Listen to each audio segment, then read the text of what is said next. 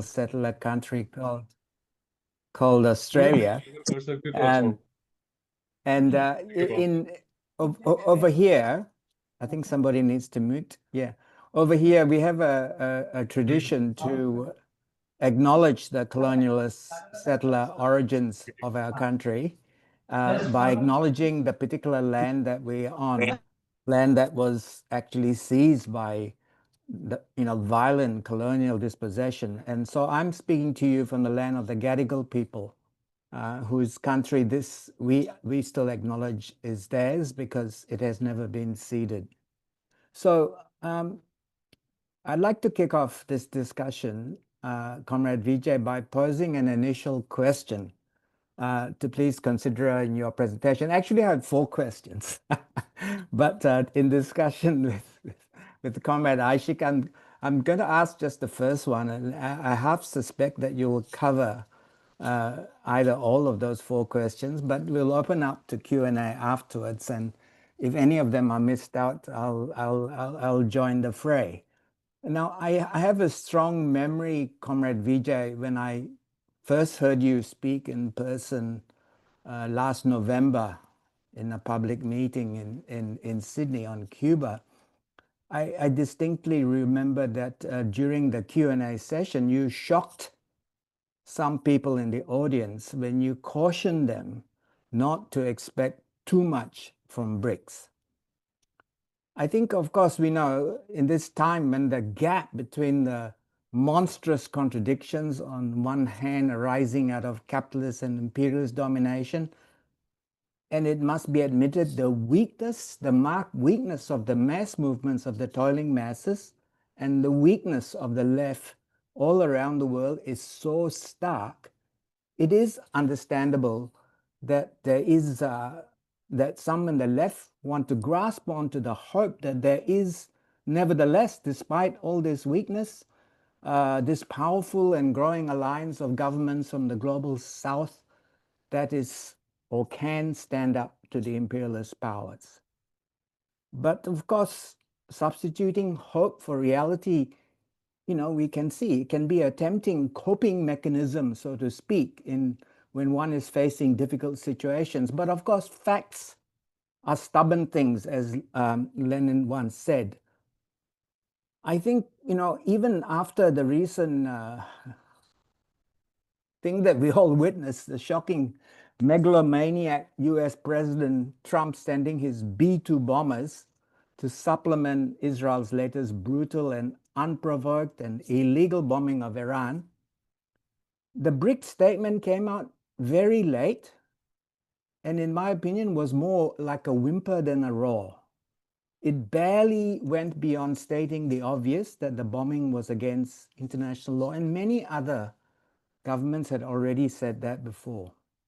And even before this bombing, BRICS had been quite spectacularly missing in action on the nearly 2-year-long Gaza genocide, which has been, quite accurately in my opinion, being condemned as a Holocaust of our time.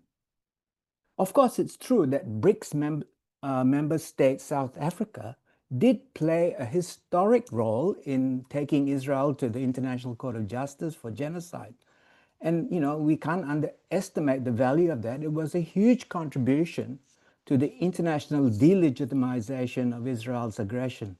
But that was South Africa, not the BRICS in action. So my opening question is this: what is the reality of the BRICS political role in world politics today? And what are the reasons for this? Over to you, Comrade Vijay.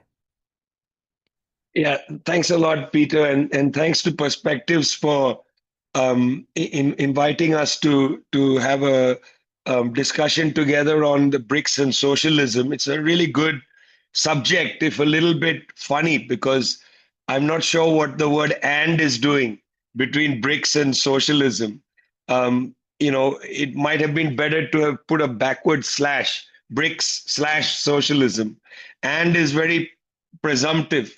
It means that socialism is playing a role in advancing something called BRICS. We'll get to that in a minute. Or that BRICS is somehow advancing the cause of socialism.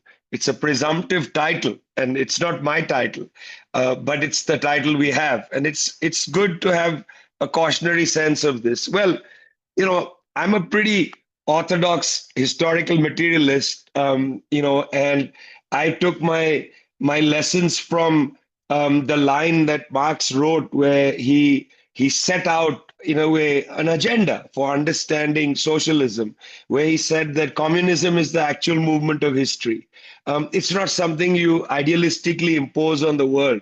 I think one of the tragedies of the second half of the 20th century, and perhaps lingering till today, is this sort of idealist expectation that we have an we have an ideal type of socialism, and then we compare reality to the ideal type and say, well, Vietnam doesn't fit my litmus test, Cuba doesn't fit my litmus test, and socialists get demoralized, not understanding that communism is the actual movement of history. It's not imposed by an ideal type. We are not, after all, Weberians. We are Marxists. We don't fashion society out of ideal visions of what things should be, but out of the class struggle, out of the dynamics of the class struggle. And that's the basic way in which I approach an understanding of something like the BRICS. It's not, as some people have I think falsely accused me of, which is arguing that the BRICS is some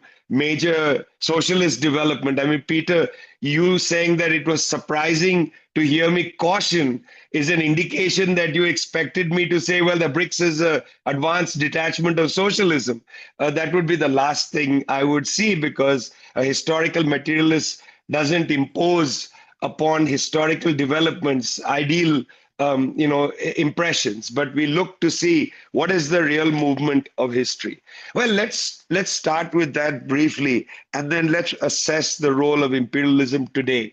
I think, again, briefly, these are the 2 points I will make, and I think I'll address, Peter, your starting remarks, which are very useful as a framing device. Firstly, where did BRICS come from? I think it's worthwhile to ask this question. In 2013, I wrote a book called The Poorer Nations, which basically lays out the history of the global South, from the Brandt Commission report. That is a commission set up and led by Willy Brandt, who had been the Bundeschancellor of the Federal Republic of Germany, or West Germany, and was perhaps, given the really terrible Bundeskaisers that the West Germans had, he was probably the best of the lot. I mean, it's not saying a huge amount, but at least Willy Brandt was in favor of what was known as Ostpolitik, which is reaching out to the East, and then subsequently Südpolitik, reaching out to the South. And it's, in fact, from the Brandt Commission report that we get this geography of North and South, the global North and the global South. And so in The Poorer Nations, I tell the story of the emergence of the BRICS and how it comes about. Well, the conjunctural episode that provoked the creation of the BRICS is something that is, fading from memory. And that is the North Atlantic's credit crisis after the collapse of the housing market in the United States in 2007, 2008, when major banks should have gone out of business but were bailed out by the US federal government, bailed out by the Europeans even, and so on. At the time, in 2007, 2008, there was a gripping sense that something is wrong with the so-called globalized world order. And two indications of this are available to us. One is that Vladimir Putin, who, after all, was the designated successor of Boris Yeltsin, he was seen as the safe hands to prevent a prosecution of Yeltsin for all his crimes, safe hand to allow the oligarchs to continue, and so on. Vladimir Putin made a break from that reputation when he went to the Munich Security Conference and gave a speech which, shocked a lot of people. He said that there should be no single master. In other words, the United States should not be allowed to dominate world affairs. It's too erratic. The illegal war in Iraq, the mismanagement of the world financial system, and so on. That was the first indicator that something was up. in these countries. And the second indicator was that in 2009, the BRICS bloc emerged. And at their first meeting, they in fact talked quite openly about how the United States and Europe was not permanently going to be the market of last resort, that they needed very much to trade with each other, that the old axiom of South-South cooperation and South-South trade had to be revived in their own interests because their economies had become addicted to selling final products to the United States and to Europe. And now they needed new markets, they needed new opportunities, and so on. There was some political discussion at the BRICS meeting, for instance, permanent seats at the United Nations and so on. But it was not a political gathering. It was really an economic gathering. And that is how one has to understand it. These countries were quite desperate to seek new markets and so on. At the time, the political configurations of the BRICS countries was quite shaky. It wasn't clear indeed. In fact, China at the time, with I think Hu Jintao at the helm, was not moving in a leftward direction. And Hu Jintao's proximate interest at that time was to seek markets for Chinese products at the time. This is going to change with Xi Jinping, and we can talk about that later. I don't have time to get into that itself. So that's the formation of the BRICS. It's a commercial bloc. It was there to ease business across the countries. And the surprising thing was that China joined it. China, since 1949, has had a reputation of not wanting to join blocs. It didn't join the G77. Whenever China voted with the G77 in the UN, it was the G77 plus C, C being China. China really had reticence, didn't want to get involved, largely because of the Sino-Soviet dispute, that it saw the non-aligned movement as more close to the Soviets. They were not keen on joining things. Well, the Soviet Union had collapsed by 2009. China was in a different situation. The economy was much more buoyant. It was seeking some independence from the United States, and it joined the BRICS bloc. It's a very significant development by itself for those who watch Chinese diplomacy closely. Okay, so that's the formation of the BRICS. After the formation of the BRICS, the United States, recognizing what had begun to happen, started and went on a rampage of sanctions and intimidation against countries. You can do this two ways. You can do this by love, or you can do this by animosity. U.S. government instinctively went for animosity and rage, like a dragon unleashed, breathing fire all over the world, sanctioned half the countries in the world one way or the other, and pushed countries away from the financial system it had erected at Bretton Woods, which was to the interest of the US, particularly after the 1971 exit from the gold standard. Is hugely beneficial to the US, the IMF system, and here's the US sanctioning countries, denying them dollars. Obviously, if you deny a country dollars, it's going to start using some other mechanisms. So in fact, de-dollarization or local currency use wasn't something actively searched for by these countries. They were pushed into it by the United States, throwing them out of the dollar system. I mean, exemplary in this is the country with the largest oil reserves in the world, which is Venezuela, which is sanctioned to the point where dollars are simply not available to the country. So it sought out other means of currency. Iran, another one, sought out other means of making deals. Russia eventually, after the entry into Ukraine, China certainly, and so on. So these countries all face the wrath of the United States for deigning to set up the BRICS bloc. It's a very old history, goes back to Bandung. When Bandung was taking place, US Secretary of State John Foster Dulles said these are neutralist countries. We're going to have to hit them hard. We can't allow them to be neutralists. They have to join up. They have to be subordinate to the United States in a sort of religious war against communism. That was John Foster Dulles, and the gap between Dulles and Marco Rubio is basically zero. Rubio had the same thing. He went on a channel in Florida and said, we have to stop this de-dollarization. If countries de-dollarize, we won't be able to control them. That was a direct quote from Marco Rubio just a year before he became the Secretary of State. Okay, so that's the phenomena of the BRICS. And over time, as a consequence of US pressure, occasionally there have been statements or there have been developments within the BRICS formation, but those are for the self-interest of these countries largely, or the elites in these states, but also driven by the United States, not driven by a common ideological perspective. It's not like they all sat around and said at some point in 2010, hey, let's start, moving away from the dollar. That just happened as a process, as these countries began to get squeezed. There is no conversation that took place, in a previous point. De-dollarization is not a conspiracy, it's a social process. BRICS, in fact, I would like to say, as a proposition, is not a conspiracy, it's a social process. It's something in motion, and one has to treat it like that. Okay, quickly on imperialism, and then I'll wrap up my section.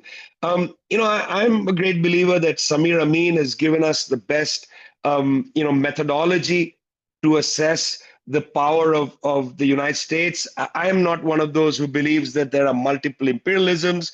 If you want, we can get into that. I completely reject that view. I think it misunderstands Lenin's understanding of imperialism. We wrote a long piece called Hyper-Imperialism, which explains that, but I'm happy to talk about it. I don't like getting into that discussion because I feel that it generally goes in circles, and that's not useful. But anyway, I'm happy to, if somebody's desperate to have a debate about imperialism or imperialisms, I'm happy to have that discussion. Samir laid out a very interesting formula. He said that there are 5 controls that you can actually empirically verify. You can measure these things.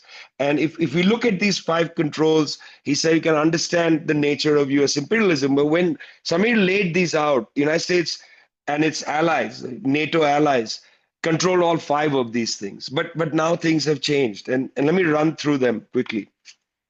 The first control is control over raw materials. It's interesting. It is interesting that the BRICS Plus, the expansion, has brought in almost all the major carbon producing countries. Whatever you think of the transition and so on, if Brazil hadn't vetoed the entry of Venezuela, you would have had all the main oil producers except the United States inside the BRICS bloc. So, resource use is being contested. Even Indonesia, government of the right, has been playing with this idea that nickel should not be exported to China unprocessed, that it needs to be processed within Indonesia. And Indonesia needs to get value-added benefit. Niger has said we're not going to export yellow cake uranium unprocessed. We are going to process it in the alliance of Sahel states. Raw materials are being contested. That doesn't mean that the United States has lost the war. The word contest should be really taken literally. There is a contest now. It's not like somebody is dominating in this sphere. Okay, it's up for grabs.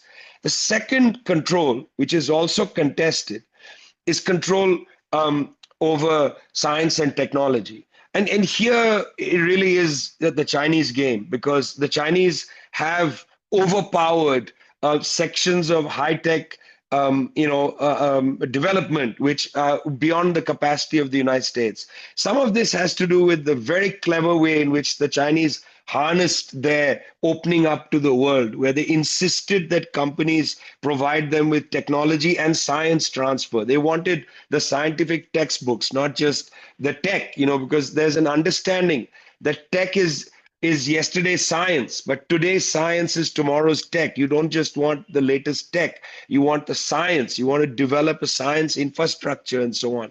And they were clever. And therefore, now, according to the Australian Defense Ministry, the Chinese dominate a whole bunch of advanced scientific things. And we don't even need to take the Australian military, their think tank, which actually follows this very closely.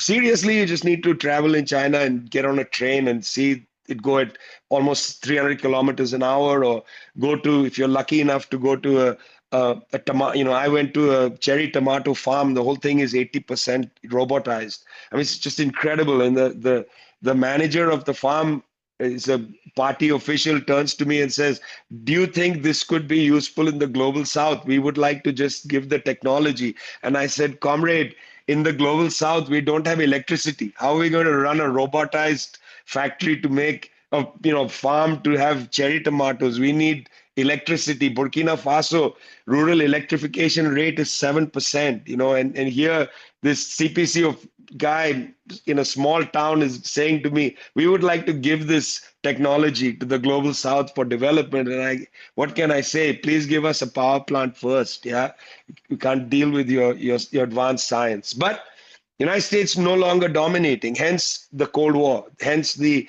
kind of military squeeze on China. Okay, the third control is control over financial systems. Now, as I said, you start sanctioning everybody, they start developing their own ways to do business. I mean, business has been happening for hundreds of thousands of years. It didn't require capitalism to do business, to do commerce. Commerce predates capitalism. So there are all kinds of old commercial systems that never really went away. In the Indian Ocean zone, it was the Hawala network. People figured out how to transact currencies across waters without having a common currency. That was the origin of the Hawala network, which the Arabs worked out. Now it's the so-called black money network. There are many ways in which people have been doing business outside the dollar. You can't quantify it, which is why the quantification of de-dollarization is not sufficient, because the quantification of de-dollarization takes the formal banking system as the numbers, but a lot of stuff is happening outside the formal banking system. For instance, the trade between Afghanistan and Iran is, I think, 80% of it is in the Hawala system. It's outside the formal banking. So when you look at the World Bank numbers on Afghanistan trade, it's super suppressed. Afghanistan numbers always seem more depressing, by the way, than they should be, because a lot of activity in Afghanistan is effectively outside the numbers counted by international agencies. It's all informal trade networks. I mean, I've traveled in some of these areas. The currencies are bewildering. You're in the border region of Afghanistan in Herat province, and you go to buy something, they ask you what currency you want your change in. In Iranian, in Uzbek, I mean, they carry 12 currencies. You want Indian rupees. They said to me, oh, you're Indian. You want the change in Indian rupees. I'm like, what are Indian rupees doing in Herat province, in Afghanistan? But they're using whatever the hell they have. They don't care. So financial systems contested, again, not outside the control. The two areas of control where there is no contest, absolutely no contest. One is information, no contest at all. For instance, the United States angry with China refusing to go to the Plaza Hotel in New York and surrender their currency. Suddenly, the Uyghur genocide becomes an enormous subject. Whatever the real situation, how badly the Chinese may or may not be treating the Uyghur populations in Xinjiang, whatever the situation, suddenly it is a big story worldwide, including in Australia and in all over the world. People suddenly discover the Uyghurs and are heartsick about what's happening, what the Chinese are oppressing the Uyghurs. If only we could have similar kind of knowledge transfer when it comes to, for instance, the people in Sudan. 300,000 people displaced in a civil war, which has been going on endlessly. Hundreds of thousands of people injured and killed in that war. Absolutely no coverage of the war, absolutely no coverage. The war in Myanmar, in Burma, which threatens to bring down 4 countries. I don't know if any of the media that you people read cover that at all. The suffering that is taking place there, absolutely off the table. Nobody covers that stuff. And then the genocide in Gaza, most periodicals still don't call it a genocide. They say the so-called genocide, or if at all, they don't even call it a genocide. They'll still talk about October 7th and Hamas being the originator and all this. Information, sorry, absolutely no contest. CGTN, RT, Green Left, nobody drives the dynamic of news. In fact, I see left periodicals effectively mirror bourgeois periodicals on foreign policy. They don't cover Sudan. They don't cover Myanmar. They cover whatever CNN is covering. Absolute copycat coverage in many cases. Okay, so there's no contest. And the fifth control, there's absolutely no contest. Weapons. With NATO now increasing to 5% of GDP, 80% of world military spending is spent by the NATO plus countries. 80%. China spends 4% of world military spending, and it will go down when we factor in the 5% to GDP increase in the West. It will go down below 4% of world military spending. Russia, in the middle of a war, is about 10%. 80% is the NATO plus countries. I mean, there is no contest. Yes, it's true. The United States bombs Iran. BRICS says nothing. BRICS does nothing. Why? Half of those countries are terrified that they will be bombed by the United States as well. The Chinese, they feel that they can defend themselves. That's true. They feel that they have enough defensive capacity, but they don't have the capacity to take on the United States in a war. That's illusionary. The US has far greater destructive power than anybody on the planet Earth. And we have to face that fact, because the international class struggle is hampered by a lack of understanding of the actually dangerous and destructive policies of the United States government, how it is able to intimidate and bully its allies, how it is able to get European countries so quickly, to forget their independence, their Gaullism, the great Gaullism of the French. You have Emmanuel Macron, like a little puppy dog in The Hague, running after, Trump and his minions, saying 5%, 5%, 5%. I mean, it's a ridiculous sight of the power of the US government. When Mark Rutte, the pathetic former prime minister of the Netherlands, now head of NATO, goes to invite Trump to The Hague, he says to him, we're going to make the NATO summit a massive demonstration of American power. That's a direct quote. That's what he said. It's disgusting, sycophantic behavior, because people are afraid. In many countries, big countries, including, by the way, India, where I talk to officials occasionally, if they open up to me, which doesn't happen often, but I like to talk to them, keep in touch, and so on. They tell you that underneath everything is the iron fist. They worry about these things. They worry about these things. If I was Iran, I would today move and get a nuclear weapon, because the attack on Iran, nobody could come to Iran's defense. The attack on Iran demonstrates the danger of the Libya strategy, which is forego your nuclear program to make a political deal and then get destroyed. It demonstrates the failure of this strategy and the success of the North Korean strategy. If I was the junta in Burma, on the phone to Pyongyang, send us a nuclear weapon. This was not a bombing, this bombing by Israel and the US for non-proliferation. This was a bombing for proliferation. Turkey is going to get a bomb. Saudi Arabia will get a bomb. Everybody is going to look for a bomb, because they are going to see that as an insurance policy. We are in a really dangerous world situation. Look, on the one side, there is the West, which is calling for war and austerity. That's the only policies they have on offer.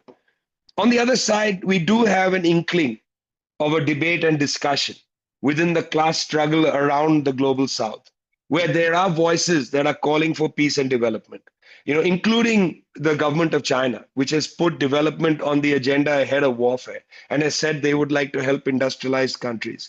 I take those gestures seriously. I don't dismiss them as rhetoric and so on. I take them seriously. Sometimes it's worth listening to what people are saying. I think to advance the class struggle now from a very low point of socialism in the class struggle, we have to fight for peace and development. We have to fight, of course, to build the independent strength of the working class and the peasantry and oppressed sections.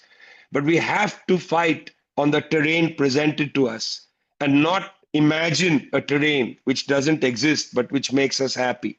The terrain presented to us, as Marx showed us, is what we inherit, and it's not pretty. It's ugly.